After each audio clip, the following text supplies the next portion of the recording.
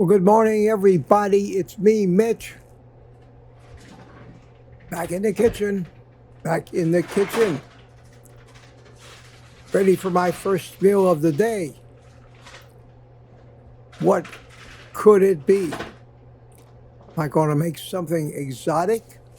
Am I going to expand the bounds of the carnivore diet?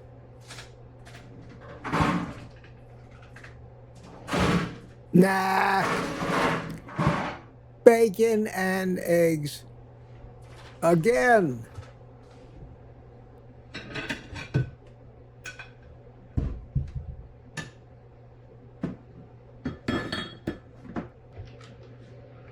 I gather up everything I need to make my breakfast. But I think this is more about regaining functionality, recovering from my stroke, as it is about cooking. The cooking I had down pat. I made enough bacon and eggs to feed an army. But each time, each day, I get in the kitchen, I can put the walker a little further away from me, not worrying about it. My balance is improving. My ability to walk unsupported is improving. And I think I'm at a point now where it's actually starting to improve. Or let's say the rate of improvement is increasing. Hopefully, it won't be long before I just walk again. Something we all take for granted. We see everybody out there just standing and walking and running and jumping, and we don't even stop to think about what's involved in our body to make that possible. I've been noticing it more and more every day, and even though I'm improving, I still know I've got a long way to go before it becomes totally automatic, unconscious, in the background of my conscious thought. Still, when I walk, I'm concerned about falling. I'm concerned about balance. And it's baby steps. And I think that's where the name Baby Steps comes from. And that's why probably easier for a baby to learn to walk, because their conscious mind does not get in the way. They don't consciously think about falling and hurting themselves. Now, the good thing is they're resilient at that age. They bounce back, they can fall and keep getting up. Whereas at my age, a fall can be life-ending with its consequences of broken hips and things like that. So many muscles in our body that have to be connected to our brain. The damage from the stroke was all done in the brain. The connections, the nerves to those muscles weren't damaged. They're still there.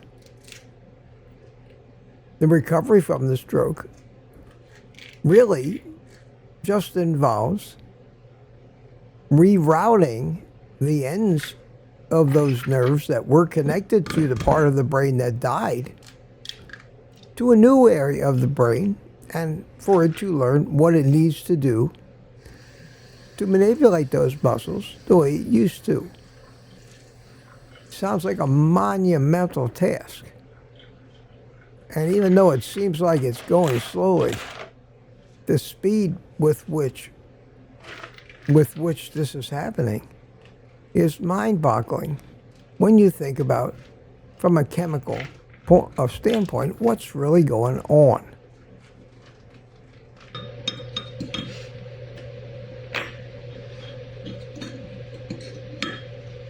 Excuse me while I beat my eggs.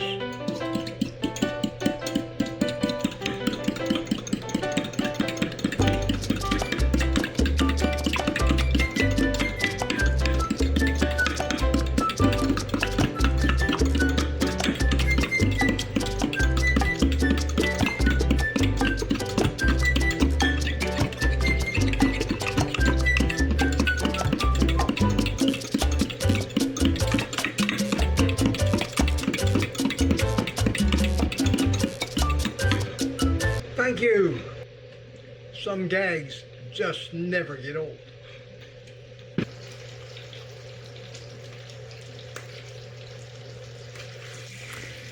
Well, the bacon looks to be done on the first side, so we'll flip it over. At least 5-6 days a week, one of my 2 meals each day consists of this. You could say I'm pretty well bacon and egg powered.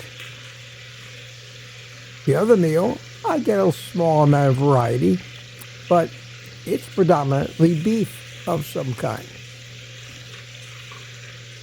The traditional beef, butter, bacon, and eggs theme is pretty much the way I do carnivore, except without the butter. I use very, very little butter. So the bacon's about done. We're going to take it out of the pan, drain off the bacon grease into my grease catcher. That grease catcher can be found on my Amazon links, and now would be as good a time as any to take a short break, because this video is brought to you by, well, me. And I'm going to talk about my Amazon links. Be right back. You can go to my website at OldGuyCarnivore.com. On there, I've got a page that says links to stuff I use every day. These links take you to Amazon affiliate links of mine, and when you buy something through these links, it helps support the channel. Here is everything I use, every kitchen tool, gadget, and everything else. If you think, and there's no obligation, but if you think you might want to get some of the stuff that I use in my videos and do this yourself, whether it be food, supplements, kitchen appliances, tools, gadgets, frying pans, whatever, I would really appreciate it. OldGuyCarnivore.com, links to stuff I use page. Doesn't cost you a dime more, and you're really helping me continue to do what I do. Thanks so much, and let's get back to it now.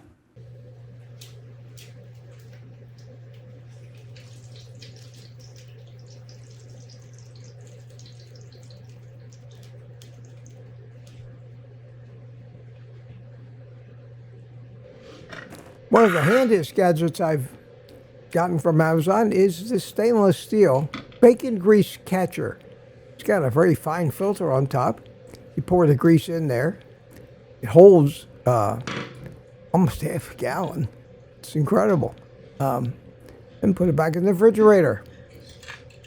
I save about one of these full of bacon grease about every 2 or 3 months. Well, in goes the egg. There's 5 eggs in there. This breakfast consists of 5 eggs and about ½ a pound, 5 strips of that extra thick Wright's bacon. My favorite. I love it. Of course, each of us has wildly different ways that we prepare eggs, and all I can say is cook yours the way you like it the best. Well, there we go. Flip it over, and as you can see, mine is kind of medium to well done, I suppose. Many people tell me that ruins some of the nutrients, but that's the way I like it, and there's plenty, obviously, plenty of nutrients there for me with the sheer quantity of bacon and eggs that make up this meal, one of my 2 a day. Well, the egg is done, and that about wraps up this morning's kitchen adventure. In case you've forgotten, maybe you've learned how to make bacon and eggs. Most importantly, these videos of me up and around and doing things are more about my stroke recovery than anything else. Sometimes the changes from day to day are small, and you don't notice how much they add up over time. All those videos that I made since the one week after my stroke till now aid me in going back and realizing just how dramatic this progress has been.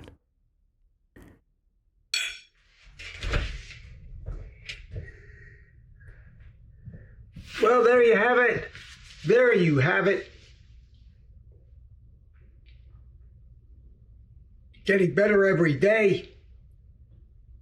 I'm going to eat my breakfast. You go ahead and take the rest of the day off and eat meat.